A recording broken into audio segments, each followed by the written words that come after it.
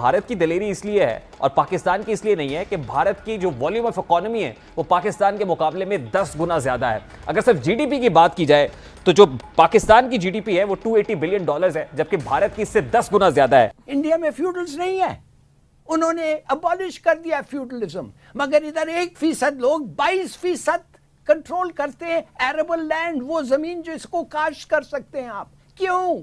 TTP वाले कहते हैं जी कि आपने बेसिकली हम आपसे बात उस वक्त करेंगे जब आप रिवर्ट करेंगे खैबर पख्तूनख्वा को इनटू फाटा। इसके साथ साथ अगर भारत की नेट एक्सपोर्ट्स को देखा जाए तो 2021-22 के अंदर जो नेट एक्सपोर्ट्स है भारत की वो $250 बिलियन रही हैं, यानी जितनी पाकिस्तान की टोटल इकोनॉमी है उतनी सिर्फ भारत की एक्सपोर्ट्स है। यानी अगर आप सैंक्शंस लगा भी देंगे तो इतना बड़ा एक्सपोर्टर है, कहां तक रोकेंगे आप उसको? तालिबा उनका यही है कि आप इसको डी नोटिफाई करें कि ये ट्राइबल एरिया है, ये केपीके का हिस्सा नहीं है। बैंकरप्सी की बात हो रही है, दिवालियापन का शिकार होने की बात हो रही है। दूसरी बात है कि उन्होंने कहा जी कि कबायली इलाकों से फौजियों की चौकियां खत्म करें। जिरगा जो है वो जाके नाकाम वापस आ गया। काम को कोई सैंक्शंस बर्दाश्त करना पड़ सकती हैं।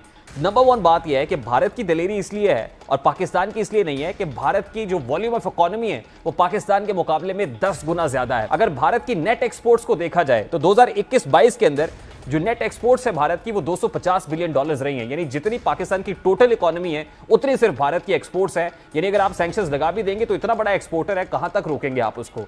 दूसरा सवाल कि क्या पाकिस्तान रूसी ऑयल को रिफाइन कर सकता है या नहीं कर सकता? तो जनाब इसका जवाब यह है कि 4 किस्म का तेल है जो रूस प्रोड्यूस करता है, वो ESP हो जिसको एस्पो कह सकते हैं, यूरैल्स है, सोकोल है या फिर सखालिम है। तो इस हवाले से जो चारों टाइप्स है उनमें से जो ESP हो और सोखालिम है इसको रिफाइन करने की कैपेसिटी एटलीस्ट भारत के पास मौजूद है। अगर इस 2 तरह की टाइप्स को भारत रिफाइन कर सकता है तो पाकिस्तान की रिफाइनरीज भी इन 2 तरह की क्वालिटीज के फ्यूल को रिफाइन कर सकती हैं। मैं आपको बताता हूं, मैं आपको बता इंडिया में क्या हुआ। इंडिया में आपको पता है इसने नहीं 1% इस मुल्क फ्यूडल्स हैं, इस मुल्क में फ्यूडल्स, इंडिया में फ्यूडल्स नहीं है, उन्होंने अबॉलिश कर दिया फ्यूडलिज्म, मगर इधर 1% लोग 22% कंट्रोल करते हैं एरेबल लैंड, वो जमीन जो इसको काश कर सकते हैं आप। क्यों? और कभी भी नहीं लैंड रिफॉर्म्स हो सकी। क्यों आप अपने आप पे कुल्हाड़ियां मारते हैं? जो नया एक आप कह लो कि एक मैं क्या लफ्ज़ इस्तेमाल करूं, घोड़ा छोड़ दिया है।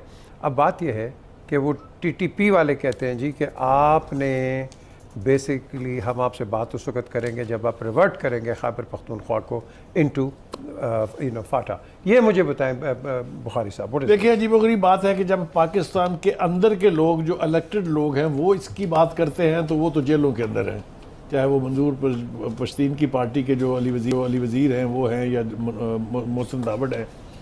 ये अगर ये कहें कि जी फाटा के अंदर से फ़ौज को चले जाना चाहिए अब ये और ये मर्जर ख़त्म करना चाहिए तो वो जेलों में है। लेकिन हम उसी इशू के ऊपर तालिबान के साथ बातचीत जो है उसमें मशगूल हैं और उनका खैर मकदम कर रहे हैं कि उन्होंने जो जंग बंदी जो है उसकी पेशकश की है। लेकिन मुतालबा उनका यही है कि आप इसको डी नोटिफाई करें कि ये ट्राइबल एरिया है, ये केपीके का हिस्सा नहीं है। दूसरी तरफ हम जब जिरगा लेवल के ऊपर जो कि वाहद रास्ता है पख्तूनों के अंदर मामला जात को और अफगानों के अंदर हल करने का, जिरगा जो है वो जाके नाकाम वापस आ गया काबुल से क्योंकि उनकी बात उन्होंने नहीं सुनी है या बात उनकी नहीं बनी है।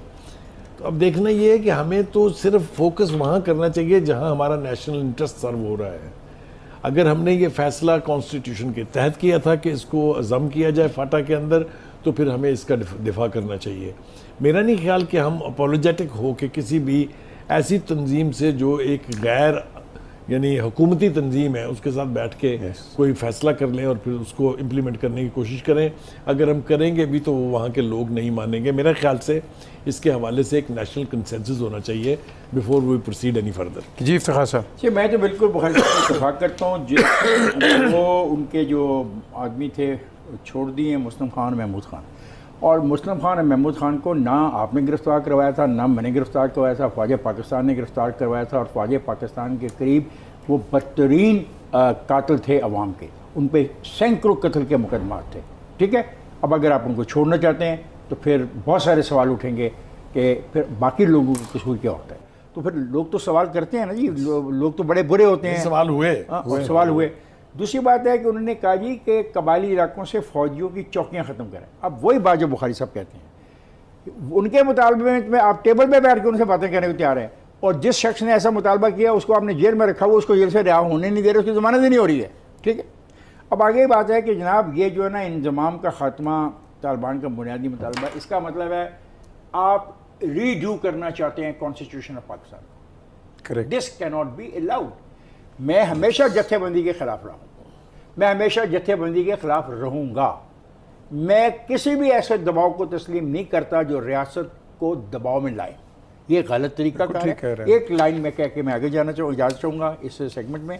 एक बात जो दोस्तों को नहीं कही जा रही, आज जो ये FIA की तरफ से तासर दिया जा रहा है, जो इन अफराद के शहबाज और हमजा का जो वकील है वो ये कहता है कि FIA के वकील देने से काम ले रहे हैं, मुल्ज़मान शामिल तफ्तीश हुए हैं।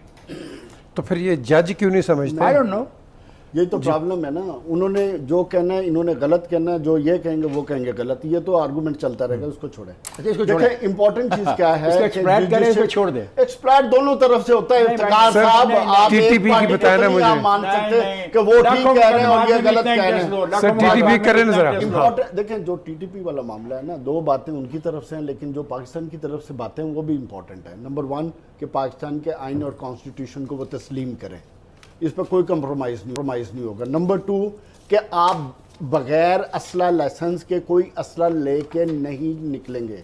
आपको असला अपना रजिस्टर्ड और लाइसेंस